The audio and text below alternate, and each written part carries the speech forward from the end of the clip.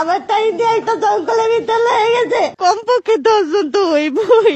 পরীক্ষা শেষে বাড়ি ফিরছিলেন কলেজ শিক্ষার্থী এক তরুণী। সন্ধ্যা হওয়ায় সাথে রেখেছিলেন এক ছেলে সহপাঠীকে। চেয়েছিলেন নিরাপদে বাড়ি ফিরতে, কিন্তু হঠাৎই নির্জন স্থানে তাদের পথ আটকে দাঁড়ায় কয়েকজন যুবক।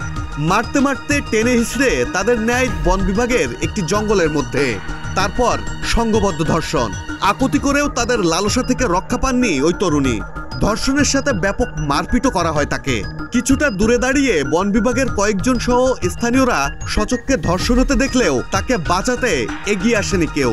এবার এমনই এক লজ্জাজনক ঘটনার সাক্ষী হলো বাংলাদেশ।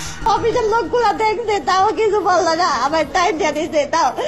শনিবার সন্ধ্যায় শরীয়তপুর শহরের বন বিভাগ কার্যালয়ের পাশে লোমহর্ষক এ ঘটনা ঘটে। গণধর্ষণের শিকার তরুণী শরীয়তপুর সরকারি কলেজের অনার্স প্রথম বর্ষের শিক্ষার্থী। ভিকটিম তরুণী ও তার সাথে থাকা সহপাঠী বর্তমানে শরীয়তপুর সদর হাসপাতালে চিকিৎসাধীন রয়েছেন। আমাকে বাঁচতে দিল না, আমাদের এটা কিসের সমাজ? ধর্ষিতা ওই তরুণী জানান, পরীক্ষা শেষে সহপাঠী এক বন্ধুকে নিয়ে বাসের জন্য অপেক্ষা করছিলেন। পরে বাস না পেয়ে দুজন হাঁটতে শুরু করলে বন বিভাগ কার্যালয়ের সামনে কয়েকজন যুবক তাদের পথরোধ করে। এক পর্যায়ে তারা জোরপূর্বক তাদেরকে টেনে হিঁচড়ে বন বিভাগের ভিতরে নিয়ে যায়। সেখানে সহপাঠীকে মারধর করে মোবাইল ফোন ছিনিয়ে নেয় এবং টাকা দাবি করে। অন্যদিকে 3 জন যুবক তাকে পালাক্রমে ধর্ষণ করে বলে অভিযোগ করেন তিনি। মারছে, খারাপ কাজ করছে, মারছে। আর চোখ ভরা পানি আর কণ্ঠে ক্ষোভ ও আক্ষেপ নিয়ে তিনি বলেন, ওরা কমপক্ষে 10 জন ছিল। 3 জন আমার সঙ্গে খারাপ কাজ করেছে। পাশ থেকে সবাই দাঁড়িয়ে দেখেছে, কেউ এগিয়ে আসেনি। এটা কেমন সমাজ, কেমন দেশ? আমি বিচার চাই। আমি বিচার চাই, কেন আমার সাথে এমন করলো?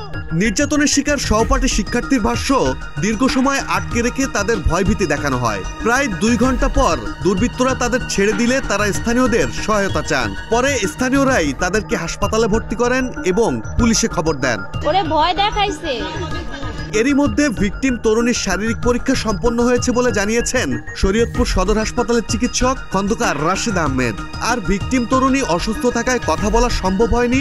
তবে পুলিশের পক্ষ থেকে তার পরিবারের সঙ্গে যোগাযোগের চেষ্টা চলছে বলে জানিয়েছেন পালং মডেল থানার উপপরিদর্শক হাফিজুর রহমান।